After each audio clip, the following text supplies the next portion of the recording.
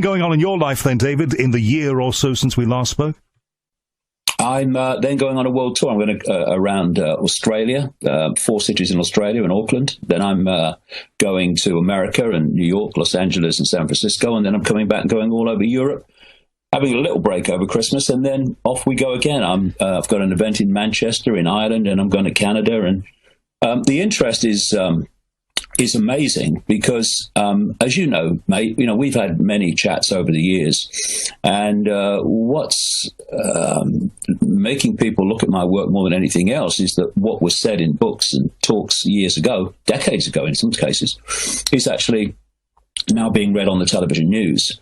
And this is, one reason why I'm fascinated by this whole Brexit debate, because I've been writing and exposing the European Union since 1991. Okay, I want to get into that. I've been watching your videos and reading what you've been saying and some of the pieces written about you to do with the EU and Brexit. I want to get into that in a little while. Okay. Just to start, though, a couple of general points here. You're talking about how well it's all going, and it certainly seems to be. And one thing that you and I discussed last time, which I think, and I don't know whether anybody else has clocked this, but I have, things that you say are now being retailed by people who call phone-in shows. I listen to the radio because I'm in radio, so I'm very interested.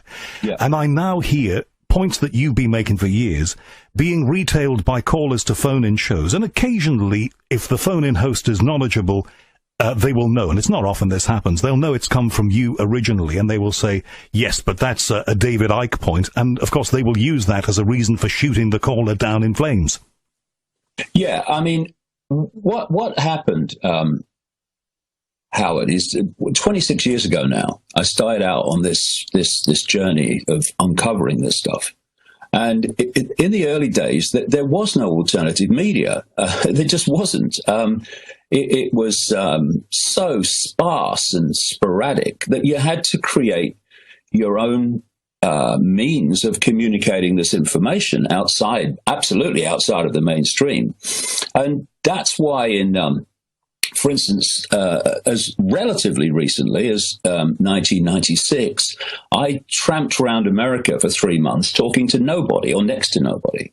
And then you go back the next time and word has got around and there's a few more and then it's a few more. And so it builds. And then after 9/11, it built again massively. After no weapons of mass destruction in Iraq, I saw another big leap. And in this period, this alternative media, as it's called, although that's not just one thing, that's a vast spectrum of opinion as well, has emerged to allow people like me to communicate to ever larger numbers of people.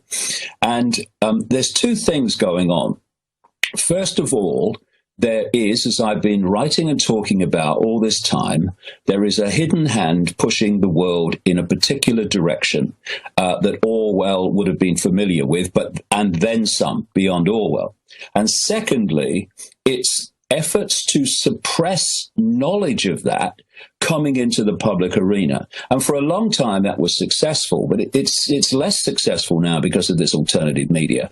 And it's far less successful in getting people just to dismiss it when they do hear about it, because suddenly world events, well, not even suddenly, but people are seeing that world events, happenings in the world, the direction that human society is being taken, actually are a mirror of what, people like me have been saying all this time is the agenda. And the reason that my books are now in effect being read on the television news in changes in society is very simple. It's not because I sit here in a darkened room pulling it out the ether. It's very simple. If there is an agenda to take the world in a particular direction, and you uncover that, and then you communicate that, unless there is some intervention to stop that agenda unfolding, and so far there has not been on any major scale, that's the whole point of what I do, then you can predict the future, because the agenda is designed to be the future, Thus, unless something intervenes to head it off, that will be the future. All right. Isn't there a sizable downside, though, David, about this? And yeah, we've touched on this before, but never really gone into it. Yeah. In that now everybody's an expert, everybody's a conspiracy theorist, and everybody is, no, I won't say everybody, but an awful lot of people are doing things that never happened when you and I were kids.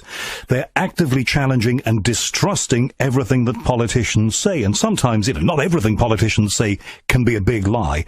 Isn't that creating a world of instability? Well, no, it's creating a world of intelligence. All people are doing now, hallelujah, brother and sister, is not taking things on face value. I call it the blank sheet of paper technique. If you want what you're claiming to be on my sheet of paper of acceptance that is how things are, then I want to see the background. I want to see the evidence. And when you say this is happening or that's happening, Mr. Politician, Mr. Corporate Head, Mr. Banker, Mr. Journalist, I'm not just going to take it on face value. I'm going to check it out. And I'm going to see if there are other explanations for what's going on.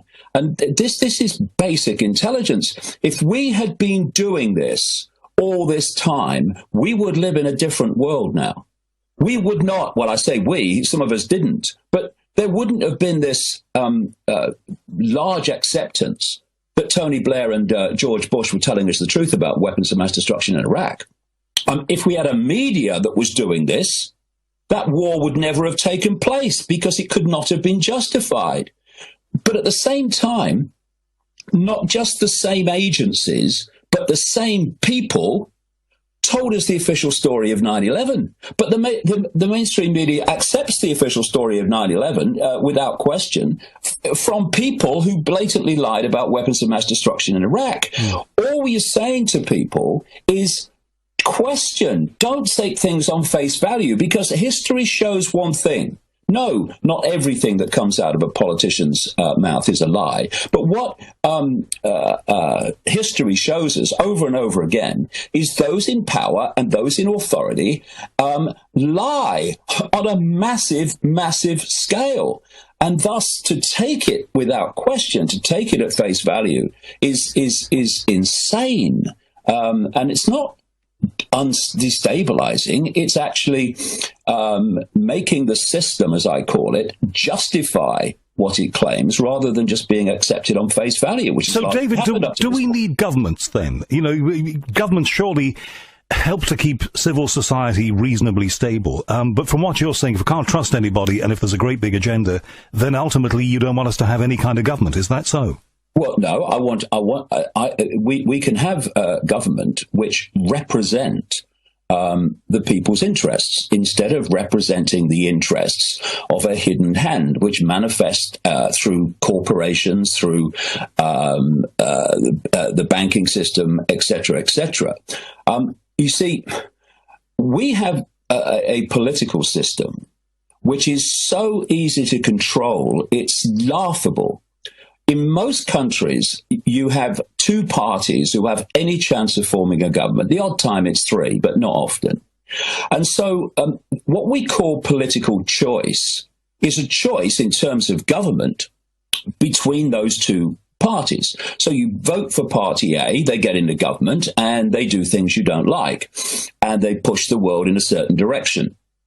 You then have this election, and you say, I'm going to give the others a go now because I don't like what they've done. And they get in, and largely, Obama following Bush is the most extreme example of it. They actually do the same as the ones they've replaced. And so you have another election. And now the only way of removing the second party that you don't like in what they've done in government is to go back to the first one you didn't like what they did in government. We have a political system, both sides of the Atlantic, and in almost every country now, where you have politicians standing on the same postage stamp, what I call the postage stamp consensus. And vast, vast numbers of views and opinions in Britain and every other country simply have been disenfranchised. They have no representation. Let's look at this EU from that point of view, this debate. You have clearly from the opinion polls, vast numbers of people in this country who want to vote to come out. Who are they represented by in terms of the political parties? You've got the Cameron wing centre of the Conservative Party supporting staying in. You've got their apparent opposition, the Labour Party, doing the same. You've got the Green Party doing the same. You've got the Liberal Democrats doing the same. You've got the unions doing the same. It's not as simple as that, is it? There's a widespread of opinion, even within the ruling Conservative Party here. We see Boris Johnson on the outside, David Cameron, the Prime Minister, and his Chancellor of the Exchequer on the inside. It's not as black and white as that, is it? This is democracy. Wait a minute. First of all, let's look at what the point you're making here. And you rightly pick up there are elements in the Conservative Party who are campaigning to come out. Okay, there is UKIP. Okay, and then you have the great body of the Conservative Party that answers to the Prime Minister. You've got the civil service that should be non-political, that is being used to press the stay-in case. You've got almost the entirety of the Labour Party doing the same. You've got the unions doing the same. You've got the entirety of the Greens, the entirety of the Liberal Democrats. That's not a level playing field in terms of people being represented. But if it was also skewed, David, how come a student on voters want to come out? All right, but their representation in the Labour Party. Cool, and they include activists. But let me just ask this then: if it is also skewed, how come that in this democracy that we have here in the UK, it was possible for a student, and you will have seen this as well, to do something I've never seen in my lifetime before, and that is, on a debate programme, to accuse the Prime Minister himself of waffling? If it was fixed, if it was skewed, if it was not right, that wouldn't have happened, would it? No, that's not the way it works. You look at the theme, the body of information that is being received by people. And the body of the information is to stay in. Look at who's come out to stay in. All the people and organizations who are attached to this global web that I talk about. First of all, you've got the body of the Conservative Party. They want to stay in, led by Cameron and Osborne. So then you have the IMF coming out saying, well, how terrible it will be. You have all these other organizations and world leaders like Merkel this week saying how terrible it would be. You have Obama coming over, absolutely nothing to do with him whatsoever, to sing from the same song sheet. So the body of pressure, the body of information and opinion has been to press people to stay in by trying to frighten them with the consequences of coming out. But the other side, David, the other side is trying to frighten people as well, isn't it? There's a point to make here, and that is it shows how more aware people are now that despite that tidal wave of pressure and fear-mongering, that the opinion polls are as close as they are. Okay, well, haven't you just argued against yourself? What you said is that democracy is working. Every side of opinion is now being considered. People are quizzing and questioning the politicians. And, if that's the case, then our democratic system is doing a good job, isn't it? Now, look, I haven't made up my view about this at all, so I'm coming to this straight down the middle. That's where so I'm not arguing for, I'm not arguing against, I'm not arguing in or out. But isn't what you've just said the greatest argument for the fact that our democracy, in this case, is working? Howard, those opinion polls are not as close as they are because we've had a fair debate. They are as close as they are because of the life experience of vast numbers of people, of the interference in their lives, their jobs, everything, by the European Union decade after decade after decade. And let's not forget, in this democracy, we have a government in power with 37% of the vote. This is turning out to be close because people have, A, got informed in greater numbers about the EU, and B, their own experience of how it impacts upon their lives. Okay, I've had some questions and some comments about this. Alison has been in touch. She's a regular listener of the show. She said, you asked for questions for David Icke, here's mine. And I'm only going to give you a few of these. But she says, I'm wondering what your opinion and David's opinion is on Brexit. Well, Alison, I don't have one yet. David, as you've heard, has got his opinion. Alison says, I'm thinking better the devil you know, but I think it's a con to get us to vote out, and then we turn into America with no rights, no NHS, and no workers' protection, i.e. unions, etc. So she is, she thinks that we're being led to vote out, but better the devil you know, if you know what I'm saying. Well, I don't think I could disagree with that more. I understand the thought process, but I've been investigating, looking at the history of and tracking the European Union for decades.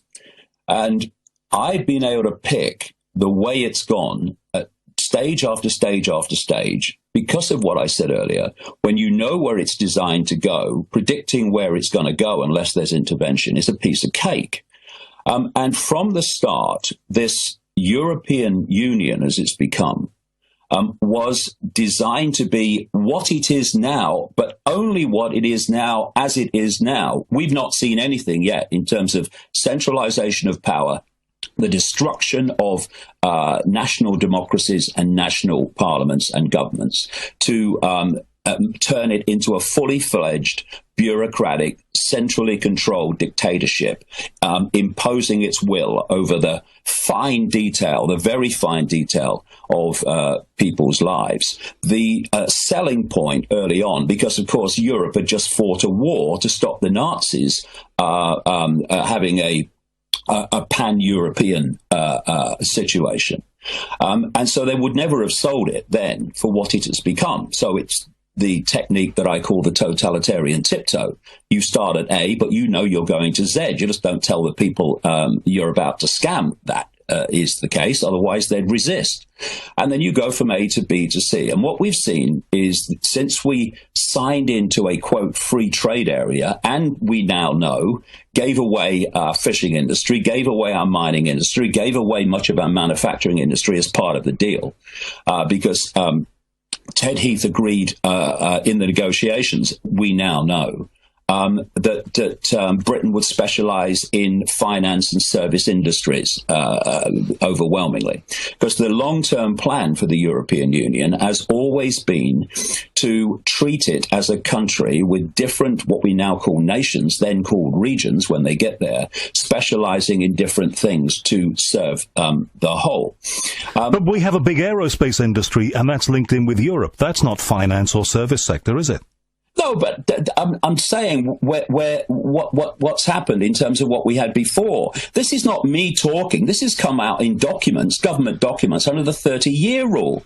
When they came out and Ted Heath was asked on the BBC, did you know when you were negotiating that it was going to involve political union? His reply, yes, of course. But he never told anyone else at the time. And so what we've had across Europe since this began is selling a free trade area and then more and more centralization of power until we've got this bureaucratic dictatorship, which is only, like I say, where it is now. It's not where it's meant to go. And so when I hear people like Jeremy Corbyn, who has spent his political career opposing the EU, as did his friend Tony Benn, when you hear them say that we can reform it from within, it is beyond ludicrous to suggest that this project is not to give power away and be reformed. It's to grab more and more power. That's what it's there for. And it's not to let countries out unless it's kicking and screaming doing so, because the idea is to pick off more and more countries with free movement within the European Union. So where we are now is not where we meant to go. Now, in reply to that point about, it's protecting us from the extremes of the Tory party, well, I wonder if the people of Greece will agree with that. Greece has been destroyed and asset stripped and brought to its knees by the actions of the European Union, the European Central Bank, and other connected organizations like the IMF. And the plan is to bring an end to countries and turn them into regions. Okay, well, those organizations would all say that they've helped to keep Greece going. Oh, yeah, by putting them into vast amounts of debt they can never pay back, and then going to them and saying, in response for us giving you credit, i.e. figures on a screen, you must sell your state-owned industries to corporations for far less than they're worth, and these corporations have gone in and asset stripped the place. Do you know, if you look around, and there's a very good video on YouTube about this, a documentary about corporate lobbying at the European Commission, where the bureaucrats are, not anything like as much around where the parliament is and the politicians, because they have no bloody power in Europe. But where the dark suits are, where the power is and the decisions are made, the number of lobbying organizations, lobbying offices representing giant corporations in that area around the commission is staggering. We also have at the moment a so-called trade agreement called TTIP, the Transatlantic Trade and Investment Partnership, which is being negotiated in secret between the bureaucrats of the European Union and the corporations involved, not least with America.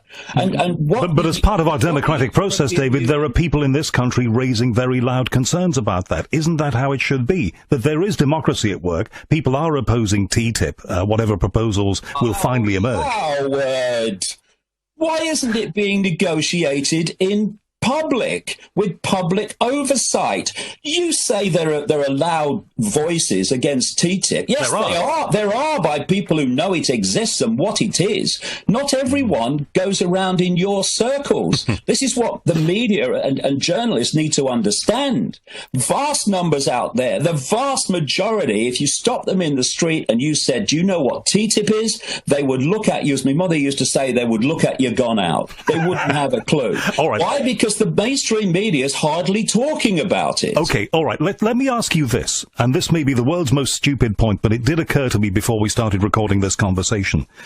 The line I expected you to take about all of this, and you're plugging the out case, you're very passionate about that. I expected you to say playing on all of your houses and not to get involved in all of this. Why? Because what you're saying is out. Well, out means that we continue with what we have, and what we have you've already criticized. So, where's the benefit? Well, there are many benefits. You have to deal with the world as it is, You can't sit in a bubble saying, I want utopia now. You have to deal with situations as they are. We would be swapping, having decisions made about our lives, fine detail, by bureaucrats no one has ever heard of, no one can name, in meetings that are never reported, for having those decisions made within the borders of this country, where we can look these people in the eye and we can say, well, that politician's made that decision, that person's made that decision, this party's made that decision, and we can see it. It's actually at least much better in the open. Yes, there's still things go on behind the scenes trying to manipulate certain things happening. Of course, that is true and goes on being true. But at least it's within our borders where we have some kind of influence over it, not least by exposing it. I mean, the bureaucrats in Brussels, they have no elections to win. They don't have to look at the public and say, well, we can't do this because the public don't want it and we'll be out. Okay, but at least it may be argued by those who might argue it. And again, it's not me putting this point, but it has to be put, I think. Okay. At least we can see the EU, we know it exists. If we are a collection of nations all supposedly, and this is using your own logic here, David, if we're a collection of nations all supposedly free and democratic, but actually controlled by powers behind the scenes, isn't that worse? How can it be worse to have a hidden hand, have to manipulate through endless points of government, instead of having a one-stop shop where they can go through the bureaucrats in Brussels and have the same laws imposed upon every country at the same time. This is why the EU is a corporation, a giant corporation orgasm. They don't have to manipulate government after government and send their lobbyists in to try to get the changes in policy that suit them.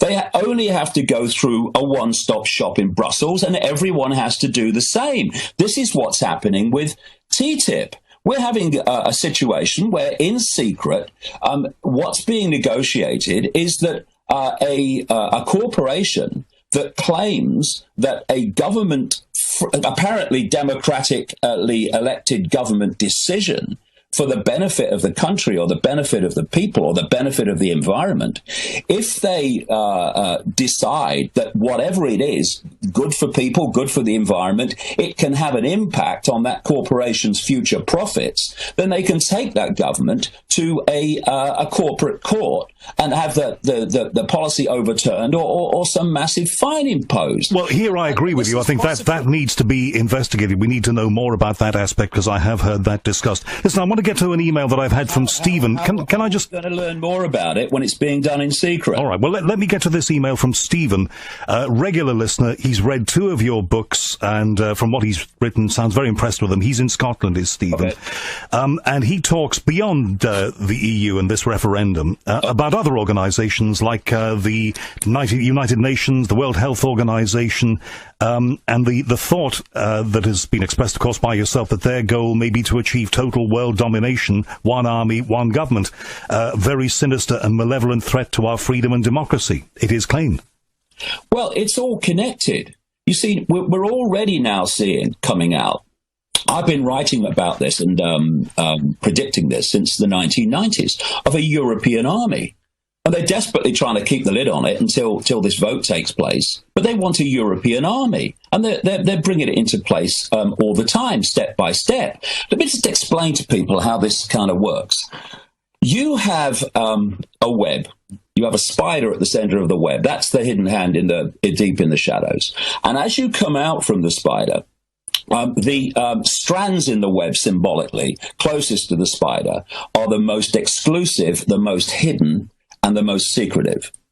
As you come further out, you come through these secret societies that we do know about, Freemasons, Knights of Malta, Opus Dei, and Knights Templar, etc. And then eventually you reach a point coming out in this web of what I call cusp organizations. These are organizations like the Bilderberg Group, which is meeting very soon. In Germany. And will you be there this time? No, I won't. I've got things to do. I'm going to be speaking at Brixton. Then you've got the Council on Foreign Relations in America, which drives to a very large extent American foreign policy, and has done since it was formed by the Rockefeller family in 1921. You've got the Trilateral Commission, created by David Rockefeller in 72, 73, the Club of Rome, that uses the environment to transform society, and so on. And then once you go through those cusp organizations, you are into the organizations, but still connected to the spider of organizations that we can see. And these include the IMF, the World Bank, the European Central Bank, the European Union, the United Nations. These are not random dots. They are pixels in a picture. And when you do the research, and I've been doing it for 26 years, then you can see how it all works. And so when one pixel of the web, i.e. David Cameron, is in trouble because he never thought he'd get this far with this referendum, then other pixels from the web or other strands from the web, like the IMF, the American president, Germany's chancellor, etc., the Bank of England, they come out to try to frighten people so that they'll vote the way Cameron wants and what this web wants. Because the last thing this web wants, when he wants to centralize power more and more and more and more, is for a country to come out of a web it's already in, the European Union. They're terrified. And let me say this, by the way, if we do vote to come out, that's not the end. That's only the start. You watch them running around like headless chickens, trying to make things as bad as possible to try to get us back in. And people have to decide whether they want just to lay down and be walked all over and have even what's left of their freedom taken away by this edifice of tyranny of the EU, or whether they're going to have some backbone, and even if we do vote out, still stand up against every effort to get us back in. And what do you say, David, to the small business people? And other referendums where public votes have voted against what the European Union bureaucracy wanted. They've waited, and then they've had another referendum and overturned the vote. Okay. They won't take no for an answer. And what do you say to the small business people? Not all of them. Some small business people I've heard interviewed have said that they want out. But those who say it's a nightmare. If we leave the EU, we're going to be faced with possible tariffs, loads of bureaucracy that we don't have now because we can export easily within the EU and we need to do that. What do you say to them? Well, very simple. Small business and medium-sized business is not supposed to survive this global transformation. Everything is designed to come through corporations and also groupings in various subject areas, as I think one of the questioners mentioned, like the World Trade Organization and the World Health Organization and others that will follow. The reason that small businesses and medium-sized businesses these days are always complaining about the tidal wave of bureaucratic must-dos coming out of Brussels is because the idea is to so tie up businesses that are not major corporations in terms of bureaucracy and all the things they need to do and all the paperwork and all the stuff they have to do, that they simply cannot survive. And I've seen many interviews in this period of this referendum campaign from people who ran small businesses and said the EU eventually made it impossible. We just couldn't cope with the bureaucracy that was demanded of us. So if small businesses and medium-sized businesses are going to support staying in, the only analogy I can think of is turkeys voting for Christmas. I had a feeling you were going to say that. Listen, I want to get to another question from further down the line. This is another point. It's very important. All right. There's a lot being held back at the moment, so it won't influence the vote to come out.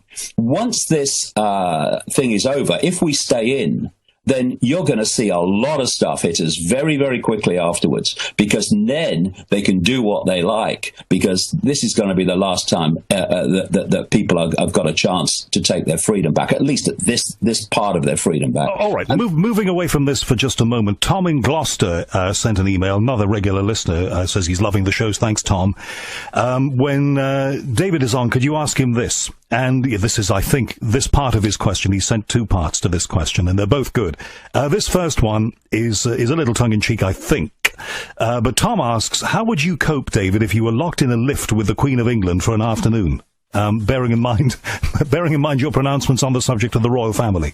I would love it. I would be questioning her and on every aspect of what she does and the bloodlines of where they've come from, and I would ask her to justify, as we now head substantially into 2016, how she could possibly justify and have the barefaced cheek to think it was acceptable for someone to become head of state of an alleged democracy purely because she had sex with someone at a certain time, and the parents had sex at a certain time in a certain order before they had sex to produce another child. Thus, she was the one that was top of the list to succeed. How that nonsense could possibly be justified in an adult society that claims to be a mature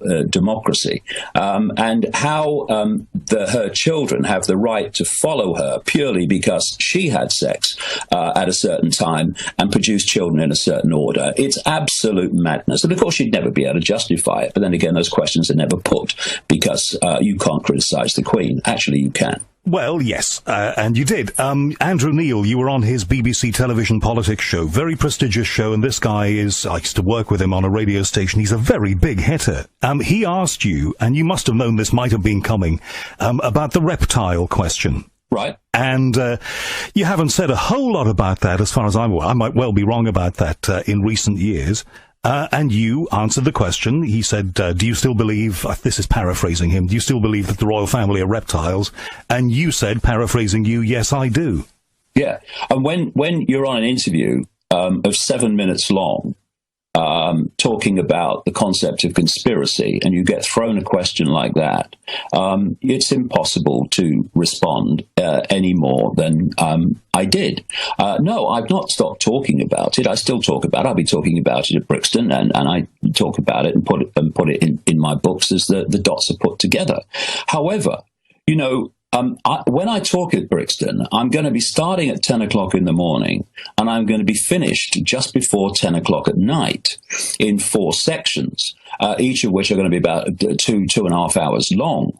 And the reason is that there are so many dots to connect. There's so many explanations about the illusory nature of physical reality, which is what the cutting edge of even mainstream science is now holding its hand up and realizing that this world is not physical, even though we experience it as such. And thus, if the world is not physical as we perceive it, then things that appear impossible, if you think the world is solid, suddenly become possible. And I was listening to an interview the other night with a guy, I think it was called Elon Musk, the guy who's started eBay, and he is an entrepreneur. And he's also into private space exploration, yes. All that stuff. And he made an interesting point. He said, if you take the Earth against the size of the perceived size of the universe by mainstream science, then the Earth compared with the universe, even in this tiny band of frequency that we can actually see, represents 1/billionth of a pinhead compared with the size of the universe. So the idea that we humans on this 1/billionth of the head of a pin are the only life forms is so ludicrous, so insane, so stupid, it's breathtaking. And when you start from that point of view, having non-human manipulation of our society from the hidden through certain bloodlines representing that hidden force, becomes suddenly, well, let's look more into this. But the scale of programming, and this is the point, this is the real foundation of human control, the scale of perception programming, the programming of the alleged normal, what I call the postage stamp consensus, is so fierce and so total in so many people that they laugh by reflex action that some non-human influence could be happening when we're on a planet, and there's a lot to be said even about the nature of that, that's 1/billionth of the size of a pinhead compared with the universe. I mean, what? But you say this week is prestigious. Well, I suppose it is for people who think it's prestigious. That's Andrew Neil's show, yeah. Yeah, but what it does and takes as its point of reference is the postage stamp consensus of normal. Therefore, it's not going to go anywhere. It's just going to keep reporting same old, same old. It's not going to take us anywhere. When you came away from that interview, David, were you happy with how you'd responded to Andrew Neil's question? Well, I don't do things like that. What I do is someone asks me a question and I respond. And then when it's over, I go and have a cup of tea or a glass of wine and go to bed.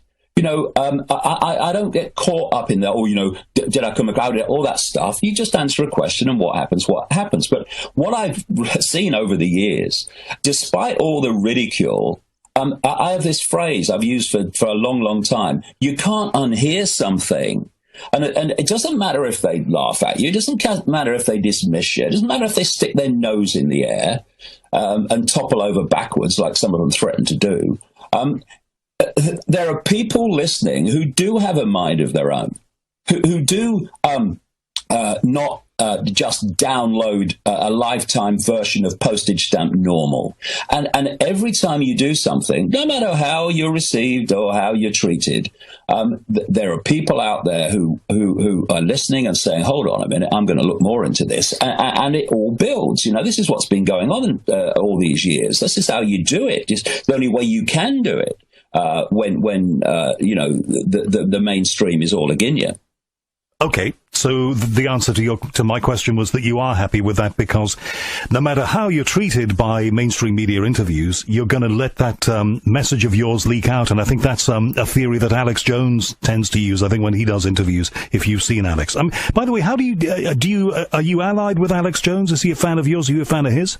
Well, I've been on his show one or two times, maybe, you know, a couple of times a year, but obviously there are areas of agreement, but there are areas of disagreement, because too, in the sense of even disagreement. But I go into large areas that the mainstream of the alternative media does not go into, and so therefore I'm, if you like, painting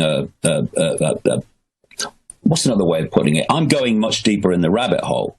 But you know, those that in the mainstream of the alternative media are doing a great job telling people about the world that they can see, and that's very, very important. I do that myself.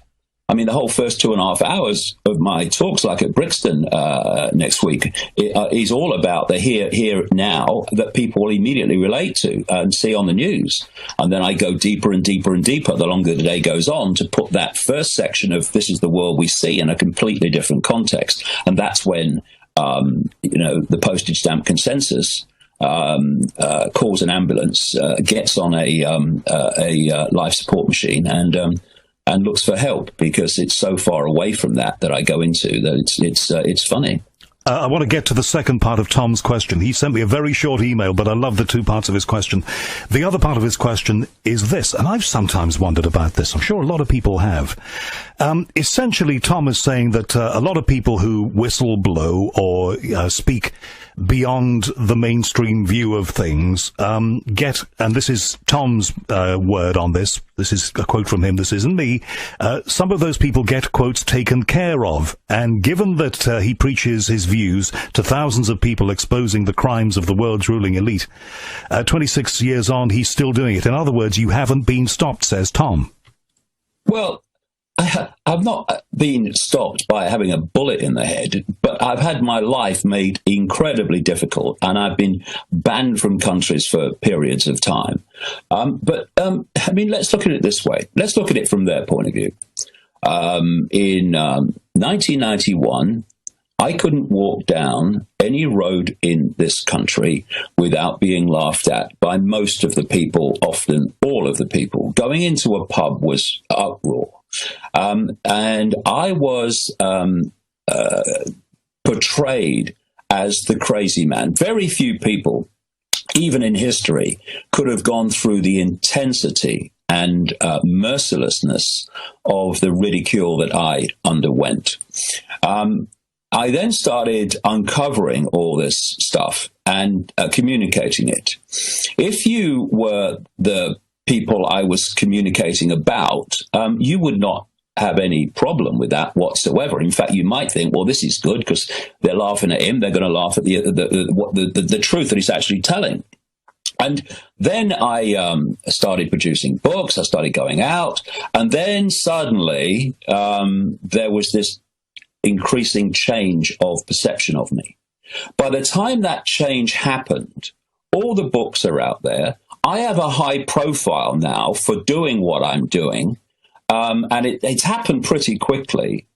What benefit would there be in taking me out now, except to give what I'm saying fantastic credibility, and a massive, massive library of information, written and on video. It will be available for people to say, well, hold on a minute, what was this bloke saying? So there's just there's no benefit really. I mean, I've been saying for years that ridicule was so good for me in so many ways. It made me let go of the fear of what other people think, which is such a freedom. And thus I open my mouth and say what I think is the situation. I don't do mental gymnastics and censor myself, because what will they think if I say this? If I think it's true, I'll say it. And the other thing is, it's given me this period of getting this stuff out and appearing to be no threat to that which I'm exposing. But now suddenly I am. But it's too late now. And also, well, this is much deeper. There are other forces at work. Do you know that? According to mainstream science, the electromagnetic spectrum is 0.005% of what they think exists in matter and energy. And the frequency range that we can actually see, which they call visible light, is a fraction of that 0.005%. We can see basically nothing. And even within that tiny frequency range that we call the world that we can see, the planet that we are on is 1/1000th of a pinhead compared with the universe that we can see, even within that tiny frequency range. Do you know, I think that there is more to know about the world than the postage stamp consensus wants us to believe. And so there are other forces at work. It's not a matter of coming into this world and then you do something this elite doesn't want and it goes bang, bang, thank you. Where's the next one? There are other forces at work here. And it's not as easy as just taking someone out. It's not. I promise you that. Do you ever wonder, David, and here's a question I've never asked you before in the many conversations that we've had. We all think, don't we, what would life have been like if we'd done X, Y, or Z? In your case, do you ever wonder what would have happened if you'd continued to be a BBC television sports journalist, or you'd continued with a football career and you hadn't done all of this? No, because it was never going to happen. See, my life, and if people just look back at their own lives, they'd see a similar pattern, at least the vast majority would. You come into the world and your conscious mind is aware of what your conscious mind is aware of. But your conscious mind is a tiny fraction of our awareness, our consciousness. I mean, even, people talk about the subconscious. Well, what is the subconscious?